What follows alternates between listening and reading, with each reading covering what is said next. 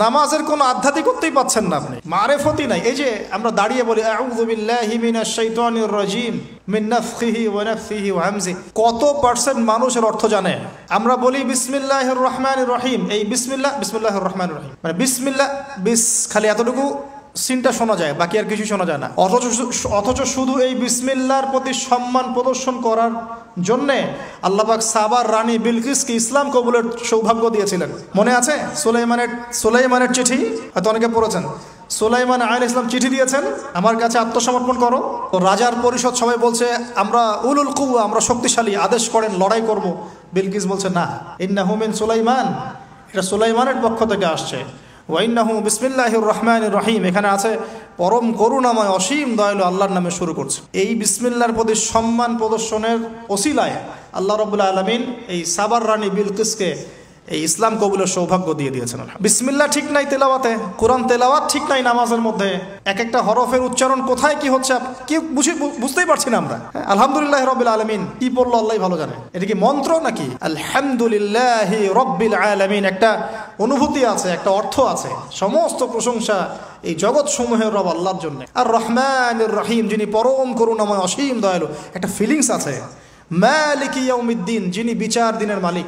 ইয়্যাকা না'বুদু, আমরা শুধু তোমার ইবাদত করি। ওয়া ইয়্যাকা নাস্তাঈন, শুধু তোমার কাছেই সাহায্য চাই। একসাথে বলি আমরা নামাজে ইহদিনাস সিরাতাল মুস্তাকিম, আল্লাহ আমাদেরকে সোজা সরল পথ দেখাও। কোথায় ফিলিংস? সিরাতাল্লাযীনা আন'আমতা আলাইহিম, এই যে এক্সট্রাঅর্ডিনারি মানুষদের পথ দেখাও আমাদেরকে, যাদের প্রতি আপনি অনুগ্রহ করেছেন।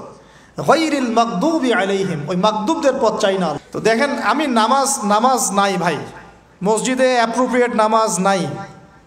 সব মসজিদের কথা বলছি না, ইল্লা মাশাআল্লাহ। অনেক মসজিদ এখন বাইতুন নাস হয়ে গেছে, মানুষের বাইত, আল্লাহর ঘর নাই, সূরা ঠিক নাই। এরপরে এই যে রুকু করলাম, রুকুতে গিয়ে একটা বার সুবহানা রাব্বিয়াল আযীম বলারই সময় পাওয়া যাচ্ছে না। অন্তত 3 বার 5 বার 7 বার তো বলবে, বা 3 বার তো অ্যাটলিস্ট বলবে। প্রতিটা জায়গায় সমস্যা, প্রতিটা জায়গায় সমস্যা। নামাজ, এখানে আমি একটা কথা বলতে ভিতরে চলে আসি। নামাজের আমাদের তাজকিয়া উঠে যাচ্ছে, আধ্যাত্মিকত্ব পাচ্ছেন না। আপনি নামাজ নিজে পড়ে নিজে ফিল হচ্ছেন আপনি নামাজ পড়েছেন। সেজদায় গেলেন, সেজদা মনে হচ্ছে ব্যায়াম, টাপাস টাপাস। মাঝখানে বসারও সময় নাই, মাঝখানে বসে যে একটু দোয়া পড়তে হয়, আল্লাহুম্মা গফিরলি ওয়ারহামনি, কত চমৎকার দোয়া। আল্লাহুম্মা গফিরলি, আল্লাহ আমাকে মাফ করে দাও। ওয়ারহামনি, আল্লাহ আমাকে রহম করো। ওয়াআফিনি, আমাকে নিরাপত্তা দান করো। ওয়ারযুকনি, আমাকে রিজিক দান করো। এই তো দোয়া। নামাজের দোয়া বাদ দিয়ে নামাজের পরে লম্বা দোয়া, হ্যাঁ, নামাজের মূল দোয়াই নাই। আর আমাদের বাংলাদেশে কিছু গ্রাম আছে, ওখানে আবার দোয়া নিয়েছে মারামারি আর ক্যাচাল। এক একজন বিড়ি ফ্যাক্টরির মালিক, বিড়ি ফ্যাক্টরি, তামাক ফ্যাক্টরি, ওরা মসজিদে গন্ডগোল করে, দোয়া হাত তুলে করবে না করবে না, মানে বাদ দেন। আল্লাহ হেফাজত করুন আমাদেরকে, আল্লাহ আমাদেরকে পরিপূর্ণরূপে নামাজ পড়ার তৌফিক দান করুন।